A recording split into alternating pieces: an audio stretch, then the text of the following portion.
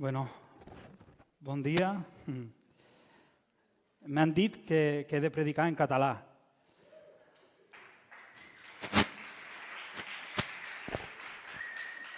Pero, creo que es más fácil que oremos para que Dios descienda y dé aquí el don de lengua.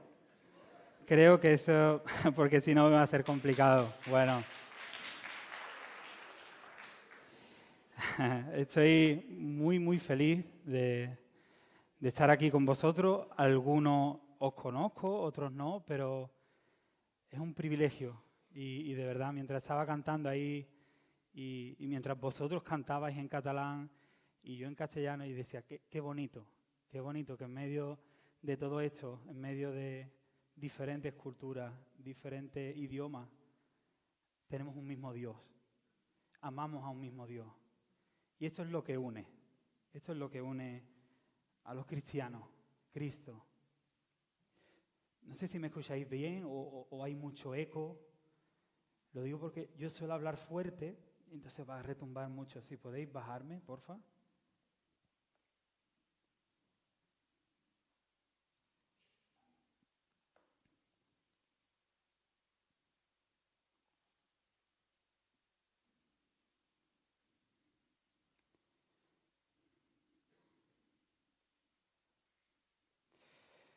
Pues como os he comentado, para mí es un privilegio, de verdad, estar aquí, compartir la palabra. Mando saludos de la iglesia.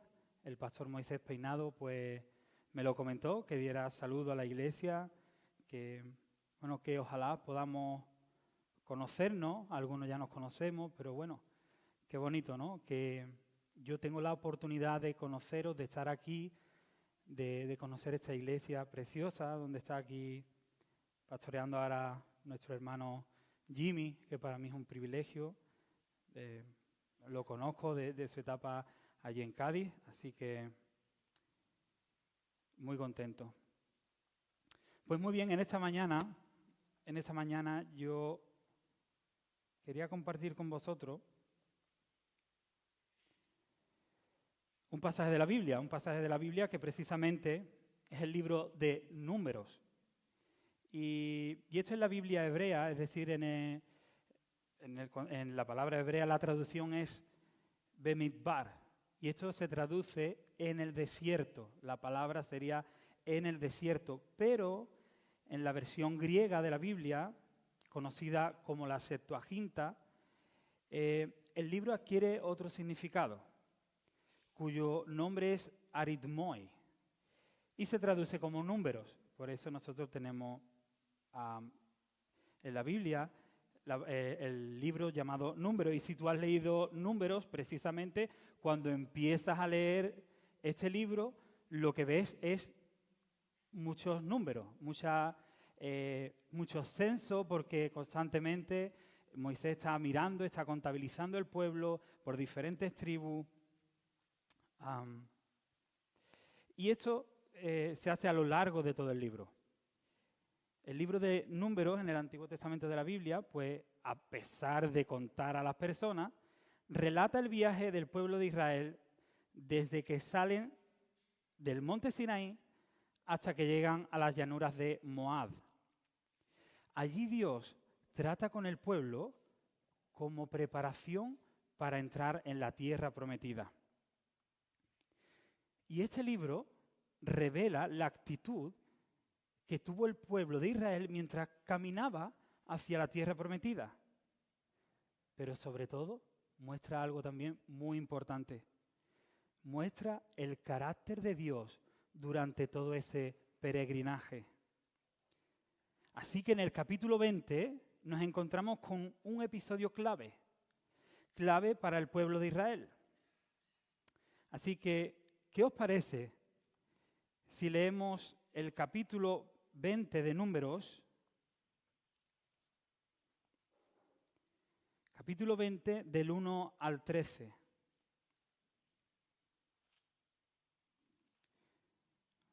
Números capítulo 20 del 1 al 13.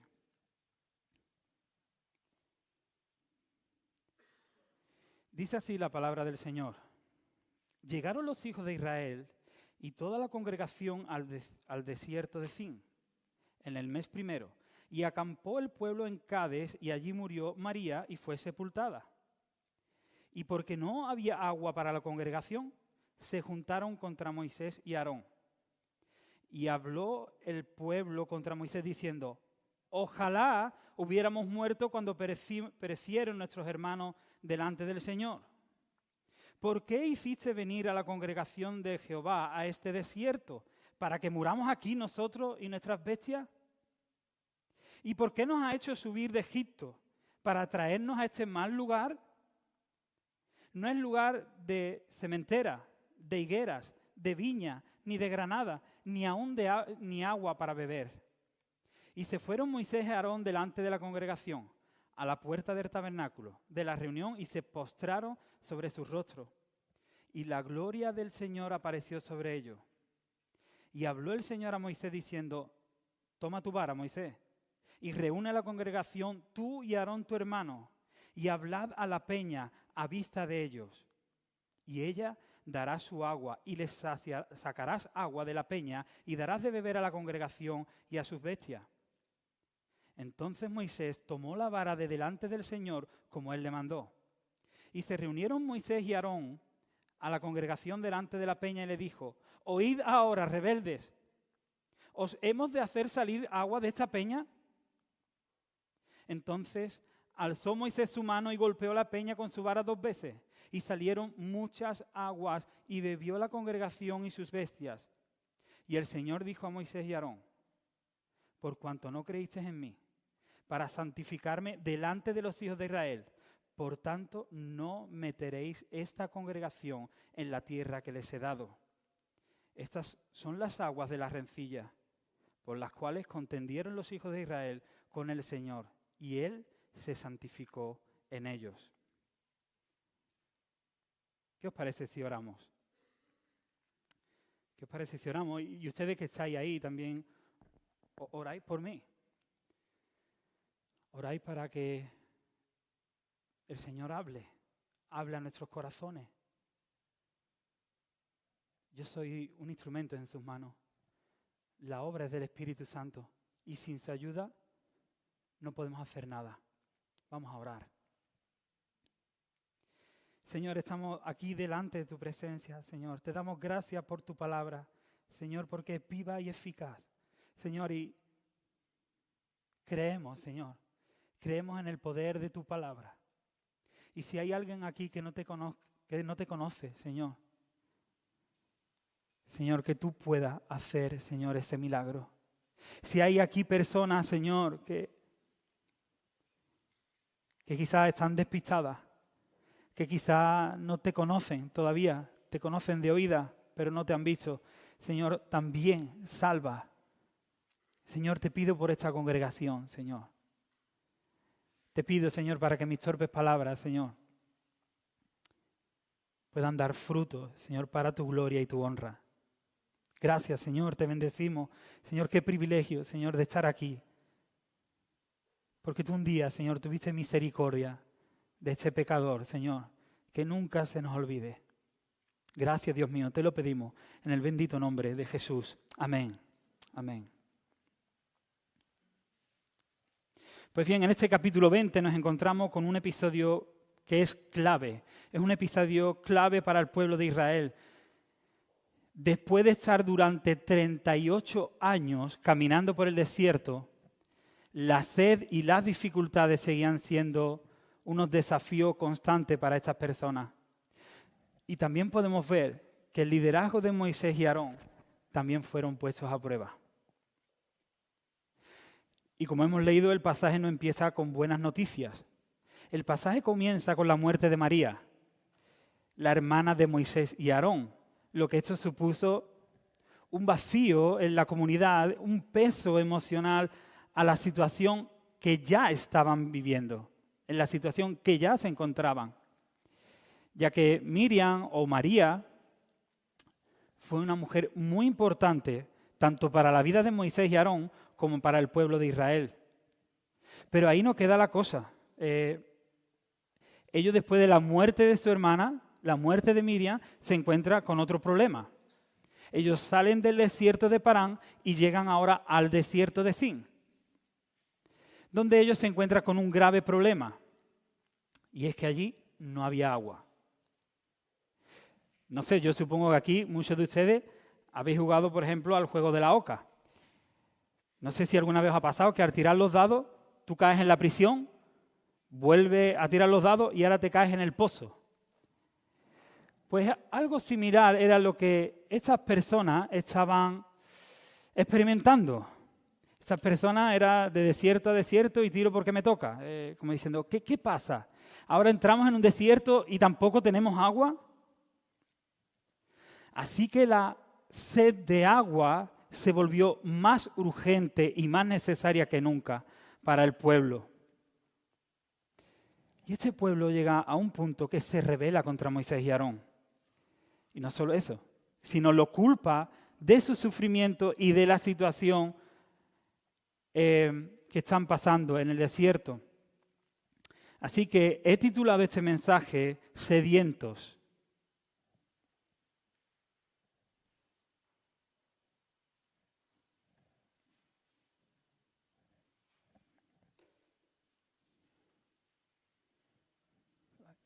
Ahora, ¿tú le das de ahí?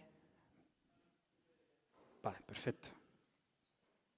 Y esto lo podemos ver claramente en el versículo 2. Dice el versículo 2, porque no había agua para la congregación, se juntaron contra Moisés y Aarón.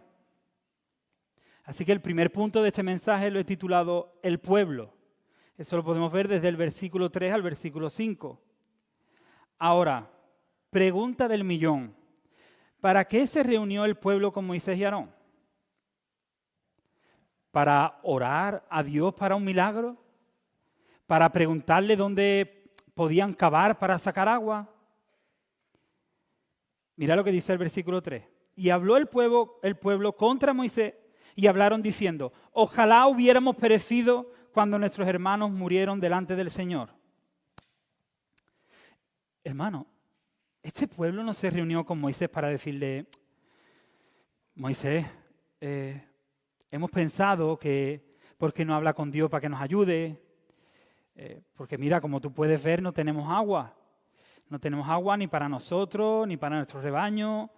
Y aquí vamos a morir. Tampoco estas personas cogen y le dicen a Moisés, Moisés, ¿por qué no vamos a orar y hacemos ayuno para que Dios nos ayude en medio de esta situación? Este pueblo no hace eso. ¿Qué es lo que hace el pueblo? Versículo 3. Y el pueblo contendió con Moisés. Y esta palabra contender tiene varios significados. En el original significa luchar, discutir y enfrentarse. O sea, esta situación no era una situación cualquiera. Era una situación bastante complicada. Porque el pueblo quería coger a Moisés por el cuello. ¿Sabe? No era una situación nada fácil. El pueblo empieza a discutir, empieza a enfrentarse con Moisés. Así que el ambiente de allí era bastante complicado, era un ambiente bastante difícil, bastante tenso. Y mirad, Moisés y Aarón acababan de enterrar a su hermana, el pueblo estaba de luto, pero la rabia se apoderó y empezó a ir hasta tal punto que empezaron a lanzar quejas contra Moisés. Y podemos aquí ver varias de las quejas. Dice, ojalá hubiéramos perecido cuando nuestros hermanos murieron delante del Señor. Versículo 4. ¿Por qué hiciste venir a la congregación del Señor a este desierto? ¿Para que muramos aquí, nosotros y nuestras bestias? ¿Por qué nos ha hecho subir de Egipto? Para traernos a este mal lugar que no se puede sembrar, que no hay higuera, que no hay viña, que no hay nada, no hay ni agua. ¿No os parece fuerte? Porque para entender esto, tendríamos que ir un poquito más atrás en la historia de este pueblo. En el momento que este pueblo sale del monte Sinaí, ya comenzaron las quejas, ya comenzaron los problemas. Pero en el capítulo 13 de Números, cuando ellos llegan al desierto de Parán, es decir, ellos están a la mitad de camino hacia la tierra prometida, Dios coge y le dice a Moisés que envía 12 hombres, los 12 espías, uno por cada tribu. ¿Para qué? Para explorar la tierra prometida. De estos 12, 10 llegan y ¿sabéis lo que dijeron? No hay posibilidad de sobrevivir allí porque son mucho más fuertes que nosotros. Es imposible. Dios le dice a Moisés que envía personas para ver la tierra prometida y de los 10 que llegan, dice que es imposible, que esa tierra es inaccesible. A lo que el pueblo, cuando le llega esa noticia, se rebela contra Moisés, se queja contra Dios y deciden proponer a otro líder. No te lo pierdas. Empieza a decir que Moisés ya no vale. Y sobre todo, querían volver a Egipto. A lo que Dios le dijo a Moisés, dice, mira, por causa de que este pueblo ha dudado y ha pecado contra mí, serán sentenciados a morir en el desierto. Todos los mayores de 20 años morirán, salvo con las dos únicas excepciones, Josué y Caleb. Así que este capítulo nos conecta cronológicamente con el capítulo 14, porque dice, puesto que sus hombres exploraron la tierra durante 40 días, ustedes andarán vagando en el desierto durante 40 años, uno por cada día, y así sufrirán las consecuencias de sus pecados. Entonces sabrán lo que es tenerme como enemigo. Dice, yo el Señor he hablado, así haré a toda esta multitud perversa que se ha juntado contra mí. En este desierto serán consumidos y ahí morirán.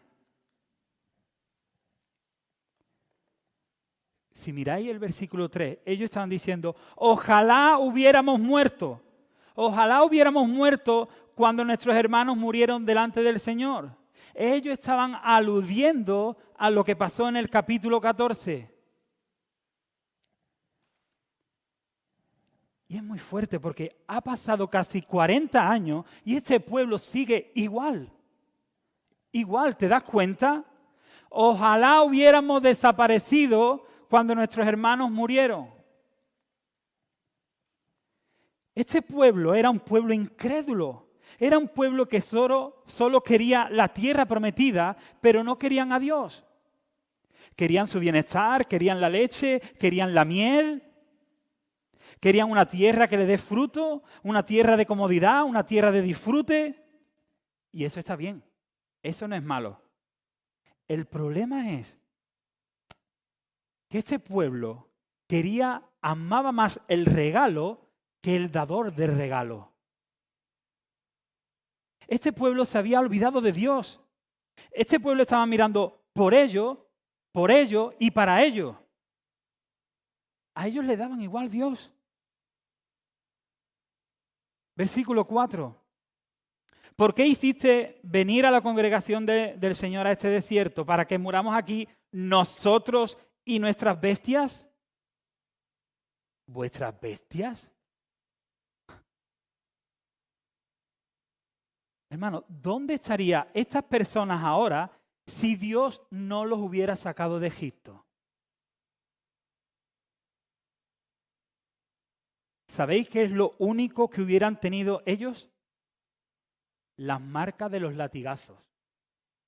Es lo único que ellos tendrían, suyo. Y me gustaría aplicar esto, hermano. Qué rápido nos olvidamos de dónde Dios nos ha sacado. Qué rápido se nos curva la mirada hacia nuestro ombligo. Automáticamente hacemos así y miramos para nosotros mismos. ¿Yo?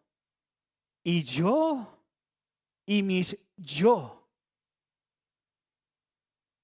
Y cuidado porque esta vanagloria también le pasa a los cristianos.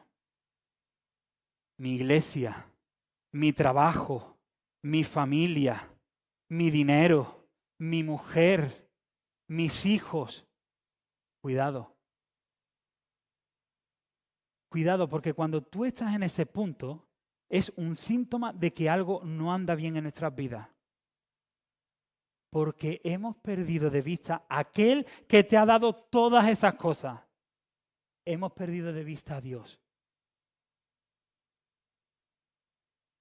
Versículo 5. ¿Y por qué nos ha hecho subir de Egipto? ¿Para traernos este mal lugar?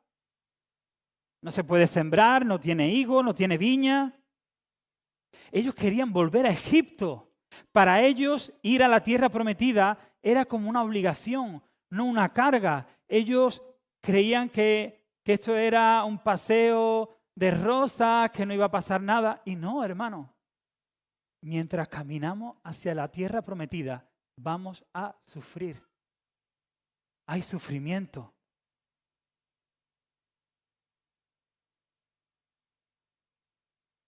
Ellos, en lugar de orar al Señor para que los libraran, imitaron a sus padres.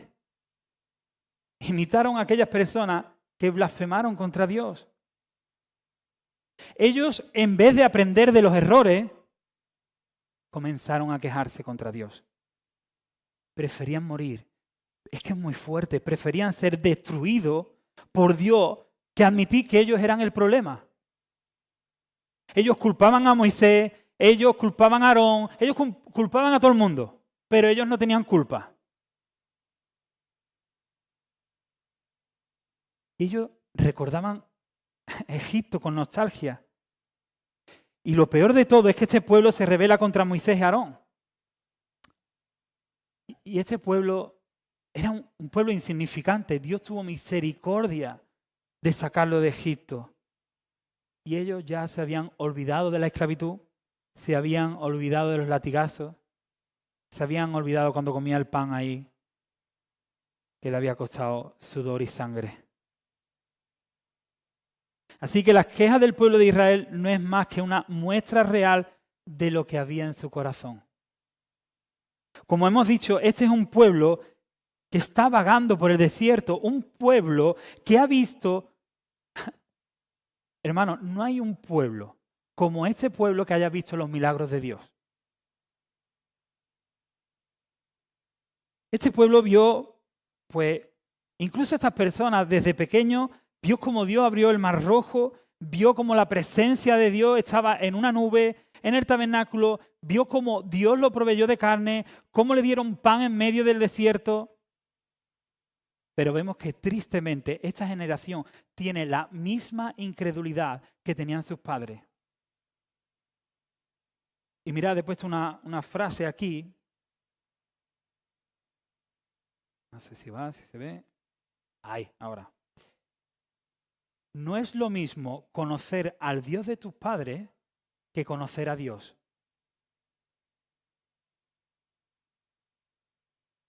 Porque, hermano, la fe no se hereda. La fe no se transmite de padres a hijos.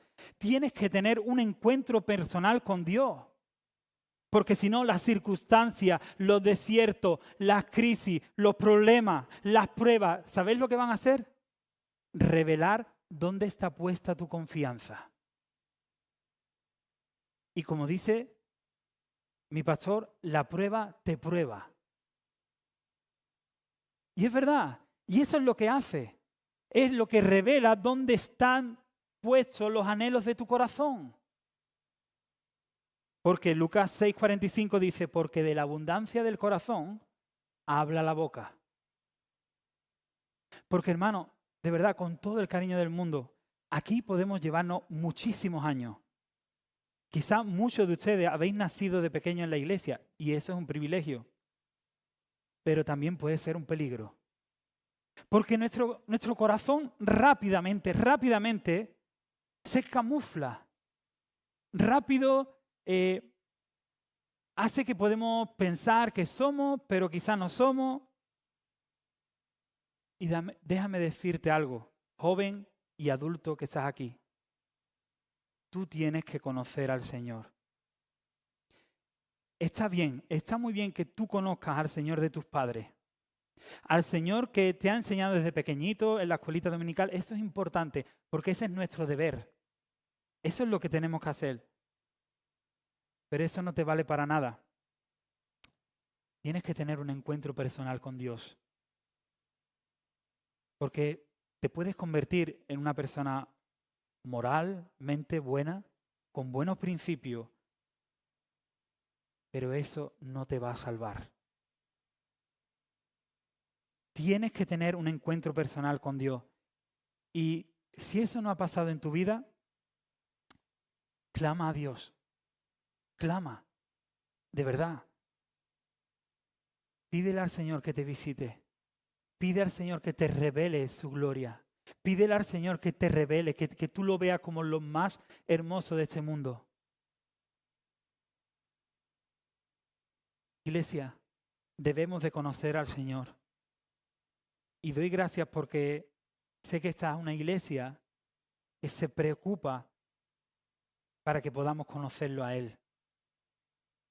Una iglesia que se preocupa por conocer más de su palabra. Pero hermano, que eso no quede aquí. Sino que de aquí pase aquí. De aquí a aquí. Debemos de poner toda nuestra confianza en Él en medio de las circunstancias y no dudar de su palabra.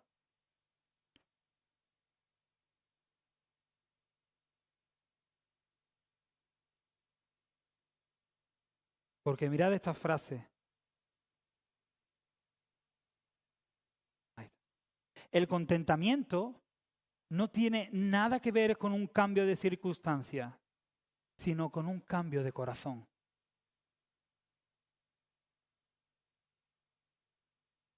El pueblo conocía al Señor. Ellos sabían que Dios lo había sacado de Egipto.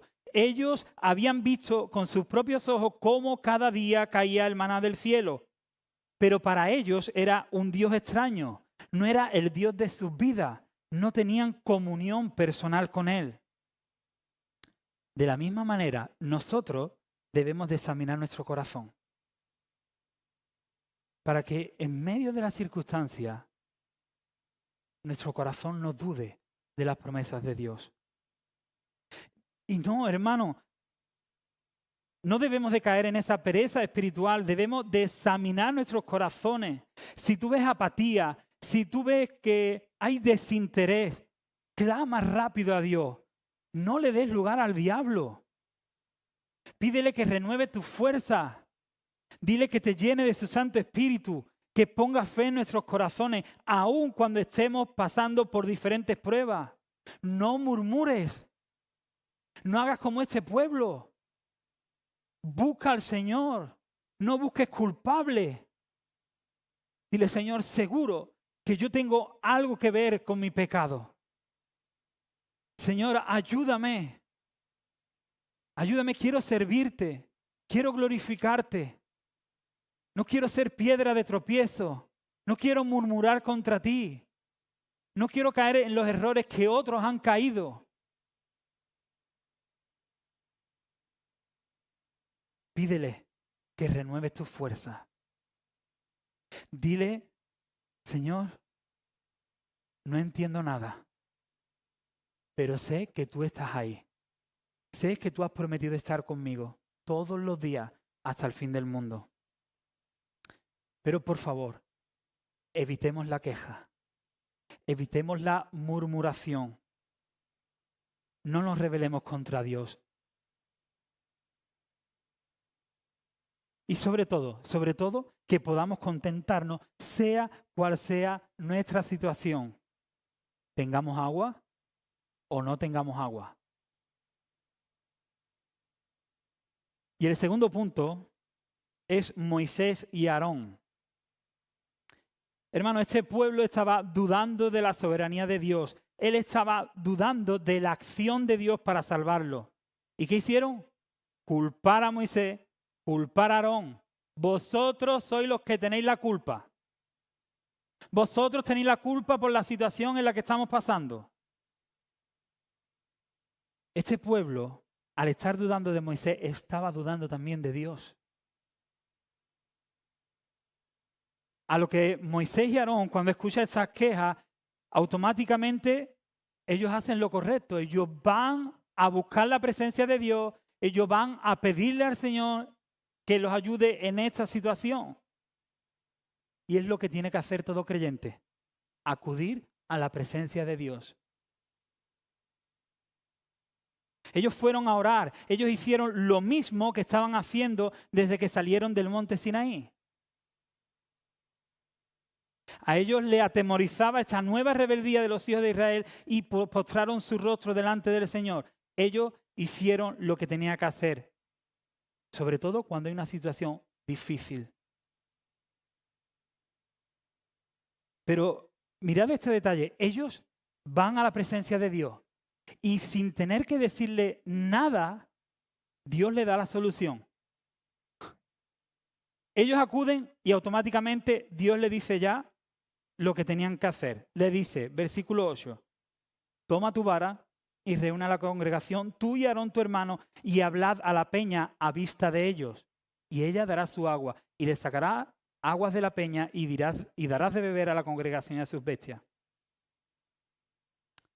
¿Qué hacen Moisés y Aarón? Pues esto lo vemos en el versículo 11. Moisés reúne a la congregación, Moisés coge con su mano, levanta, golpea la peña con su vara 2 veces y salió agua. De ahí bebió la congregación y sus bestias. Ahora, ¿cuáles eran las consecuencias de su por haber desobedecido a Dios? Versículo 12 dice, el Señor le dijo a Moisés y a Aarón, por cuanto no creísteis en mí para santificarme delante de los hijos de Israel, por tanto, no meteréis esta congregación en la tierra que les he dado. Es decir, no vais a entrar en la tierra prometida por vuestros pecados. Ahora, ¿era tan grave lo que Moisés y Aarón habían hecho? ¿Era para tanto? Señor, no te pongas así, ¿no? Que tampoco es para tanto. Tú le has dicho que le hablara a la roca y Moisés pues se le ha ido un poquito la pinza y ha golpeado 2 veces la roca. Y en los versículos 10 y 11 podemos ver varias cosas que tanto Moisés como Aarón no hicieron bien. Primero, le dijo, oíd ahora rebeldes. ¿Qué te ha pasado, Moisés? ¿Rebeldes? Y en cierta manera sí. Ellos eran unos rebeldes. Pero ese no es el carácter de Moisés. Moisés se había visto en situaciones mucho peores que esta. Y él no había actuado así con el pueblo. ¿Qué te ha pasado?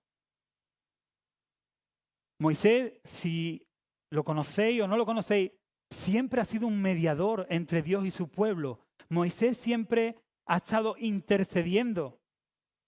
De hecho, quizá lo más conocido es cuando él va por las tablas de la ley y el pueblo se corrompe, empieza a hacer un becerro de oro y le dice, este es el Dios que nos sacó de Egipto.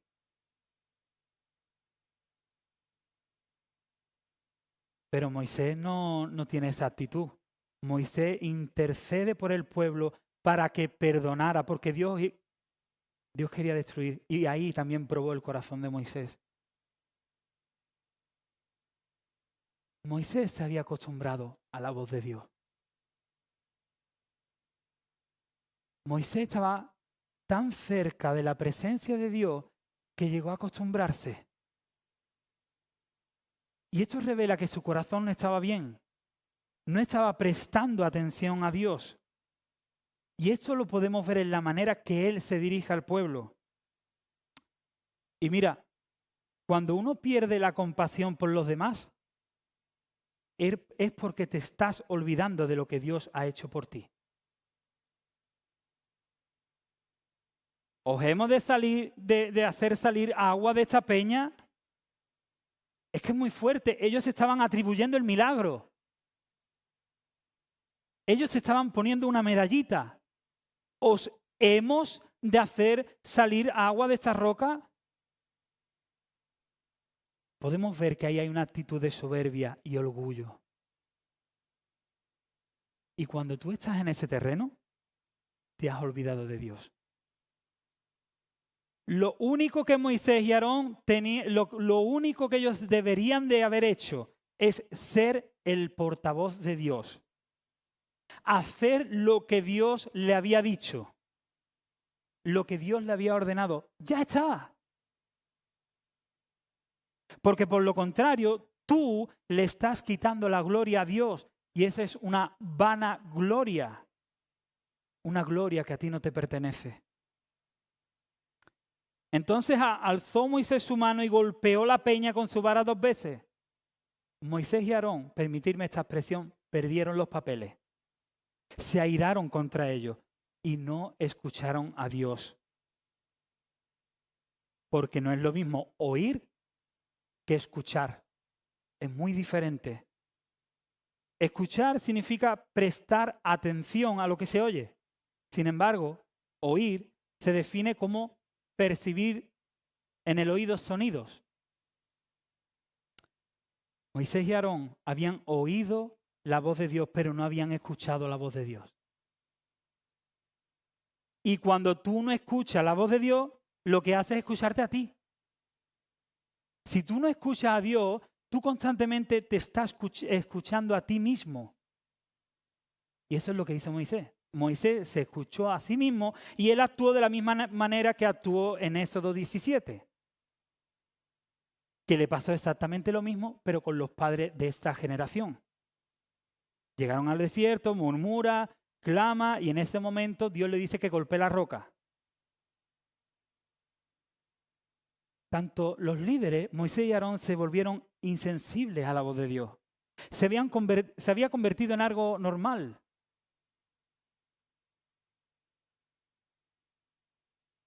Ellos estar delante de la presencia de Dios y se volvieron como algo normal. Y este pasaje también nos advierte para aquellas personas que están en el liderazgo. No fuerces, no tunes la palabra de Dios, no quieras ser guay. No fuerces a Dios. Obedece la palabra de Dios. Pero no solo eso, no para personas que están en el liderazgo. Esto también es un acontecimiento que está llamado para todas aquellas personas que han decidido voluntariamente seguir a Cristo. Y cuidado cómo sigues a Cristo. Porque Dios no juega con su santidad. Dios perdona todos tus pecados, pero Dios no te quita las consecuencias. ¿Por qué? Precisamente para que aprenda de tus pecados. Ellos tenían el privilegio de escuchar la voz de Dios, ellos escuchaban de forma audible a Dios y aún así desobedecieron a Dios. Tú y yo como creyentes tenemos la voz de Dios para saber cómo conducirnos en nuestras vidas. Y está aquí, hermano. Aquí, desde Génesis hasta Apocalipsis. Y en la Biblia podemos encontrar la voz de Dios. Ahí podemos ver qué dice la Biblia sobre el dinero, sobre el orgullo, sobre la idolatría, sobre el matrimonio. Así que no actúes por lo que tú crees o piensas. Actúa siempre escuchando lo que la palabra de Dios te dice. Aquí no vale yo pienso, yo creo. La Biblia. La Biblia. Tercer y último punto. Puesto Dios.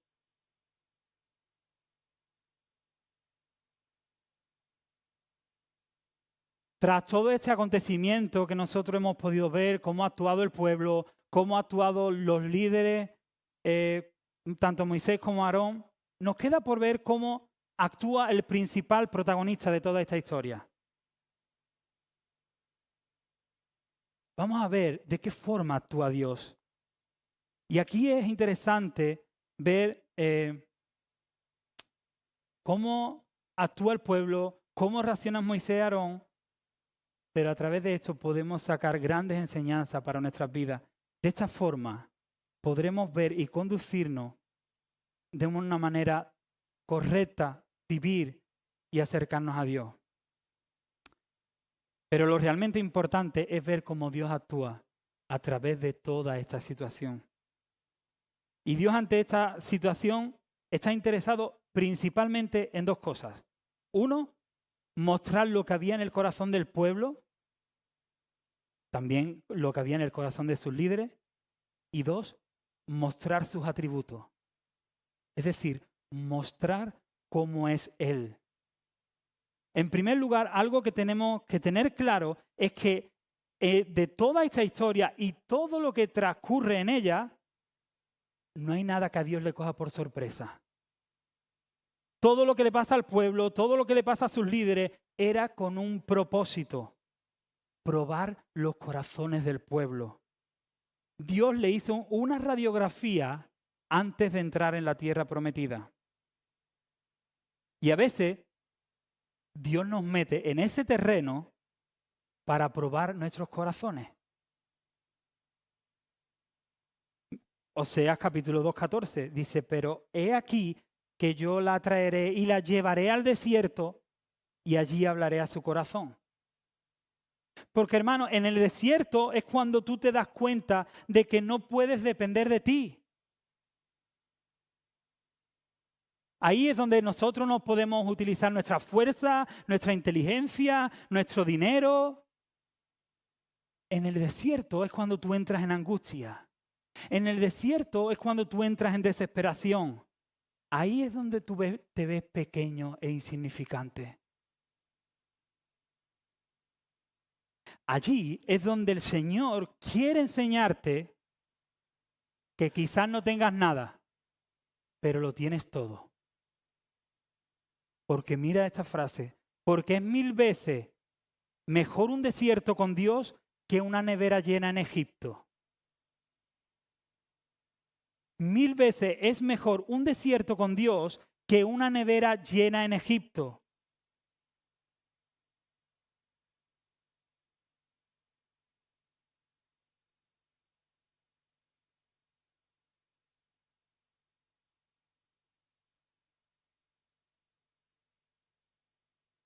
El Señor te prueba. Ahí está. El Señor te prueba para que compruebe en quién está confiando tu corazón. Y créeme que lo que Dios quiere mostrar a su pueblo es mucho más valioso de lo que tu corazón anhela. ¿De qué te sirve una tierra prometida sin Dios? ¿De qué vale un cielo sin Cristo? Eso sería un infierno, eso sería un caos. ¿Por qué? Porque Él es perfecto, Él es el admirable, Él es el único que es digno de que le alabemos y le adoremos.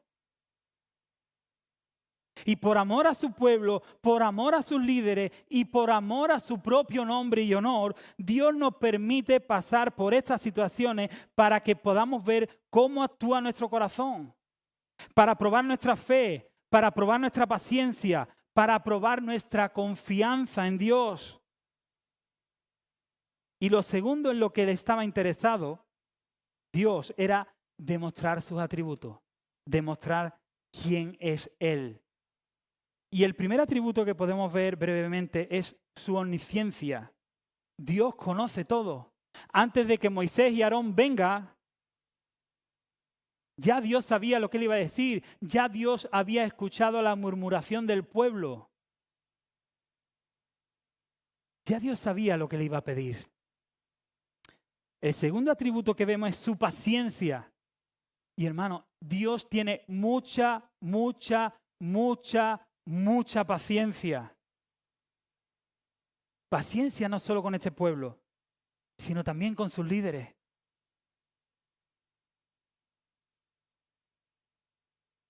El tercer atributo que vemos es su misericordia. Ellos no merecían que Dios le proveyera de agua, porque ellos estaban dudando de Dios. Sus líderes no actuó en función a lo que Dios le había dicho. Pero aún así Dios tuvo misericordia y le dio agua.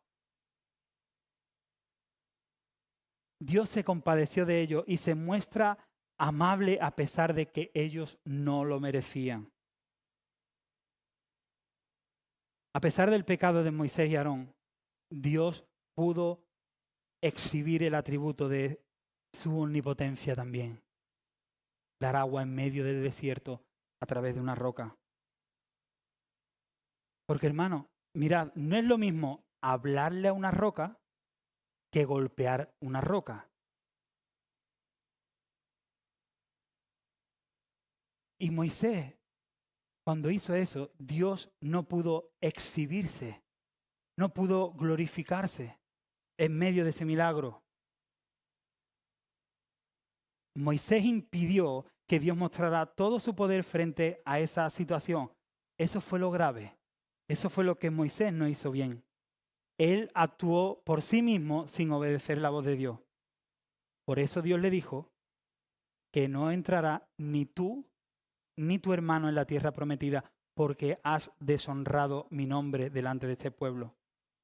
Pero aún así, Dios decidió hacer el milagro de darle agua a este pueblo. Versículo 13. Por eso este lugar se conoce como las aguas de Meribá, que significa pelea, discusión. Porque allí el pueblo de Israel peleó con el Señor y allí Él demostró su santidad entre ellos. Y este versículo es clave. El autor de este libro, que por cierto es Moisés, guiado por el Espíritu Santo, quiso dejar una cosa clara, que Dios es santo. Y la santidad de Dios no es cualquier cosa. La santidad de Dios es el atributo por excelencia que revela la gran diferencia que hay entre el soberano y el súbdito, el creador y lo creado. Dios es un ser completamente diferente a nosotros. La santidad de Dios es su naturaleza. Sin su santidad, Dios no podría haber actuado con fidelidad, con paciencia, con misericordia y con amor. Lo que nos revela que Dios está por encima de sus criaturas, siendo alguien completamente diferente. Ezequiel 38:23 dice, de ese modo mostraré mi grandeza y santidad y me daré a conocer a todas las naciones del mundo. Entonces sabrán que yo soy el Señor. Vemos que todo esto nos lleva a meditar y a pensar que no hay nadie como Dios. El pueblo no lo merecía, sus líderes tampoco, pero Dios en medio de todo esto actúa en misericordia. Vemos un pueblo rebelde, con poca fe, con necesidades egoístas, que por cierto nos recuerda cómo somos nosotros muchas veces, cómo nos comportamos. Pero al igual que Dios proveyó para este pueblo agua a través de una roca sin merecerlo, Dios también ha provisto para su iglesia una roca santa, una roca santa que también fue golpeada, maltratada y escupida. Al igual que Dios mostró su santidad a través de una roca para que el pueblo de Israel pudiera beber agua y no morir de sed, Dios ha mostrado su santidad al proveernos la roca de la salvación. Cristo es la única roca que puede saciar la sed de nuestras almas. Él es la única roca de salvación para la sequía de este mundo.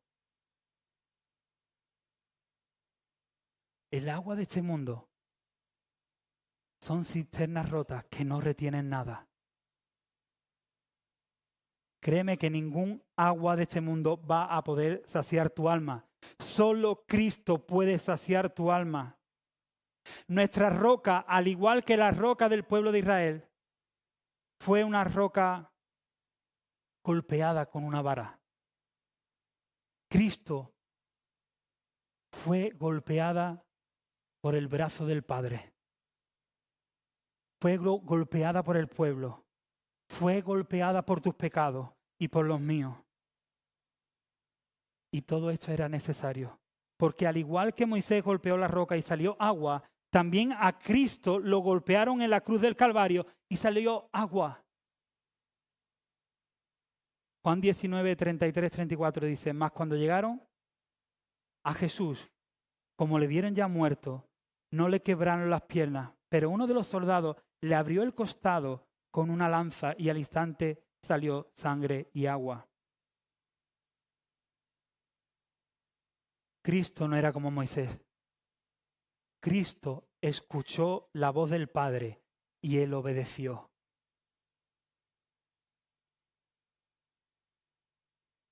Filipenses capítulo 2 del 7 al 8 dice,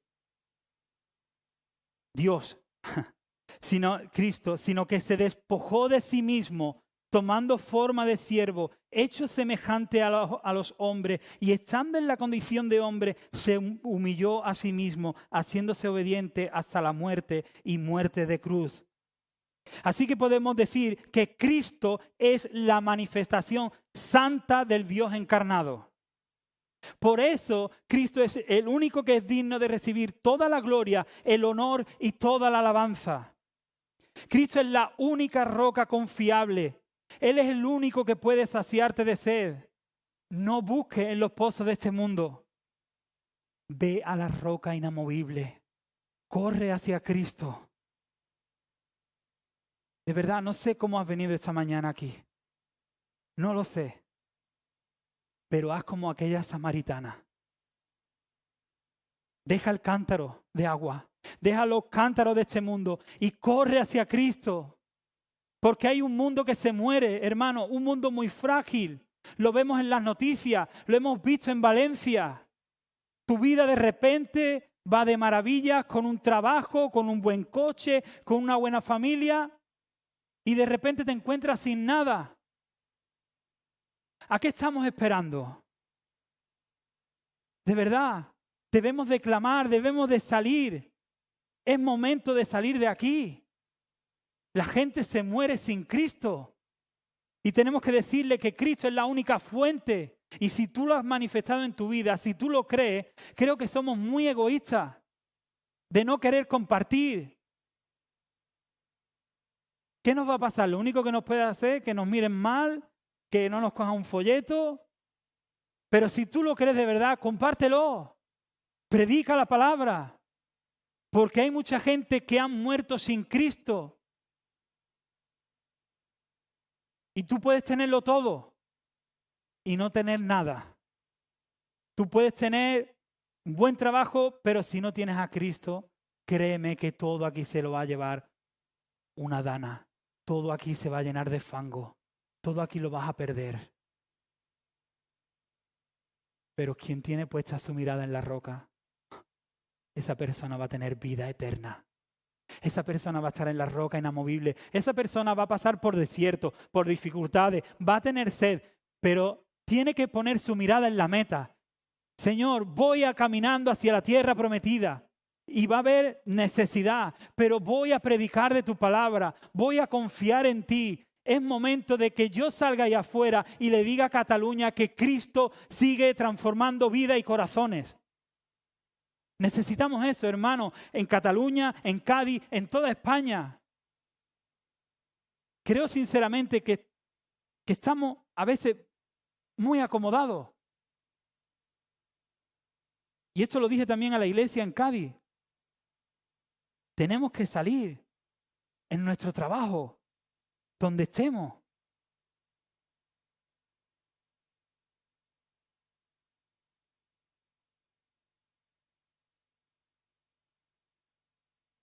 El mismo Cristo dijo, aquel que beba de cualquier agua de este mundo volverá a tener sed, mas el que bebiere del agua que yo le daré no tendrá sed jamás. Así que, hermano, en esta mañana, ojalá podamos reflexionar. pensar en la actitud de este pueblo, los líderes también, pero también cómo Dios actuó. Dios cumple su promesa a pesar de ser unos hijos desobedientes. Y ojalá esta reflexión nos impulse a seguir predicando el Evangelio. El Señor os bendiga.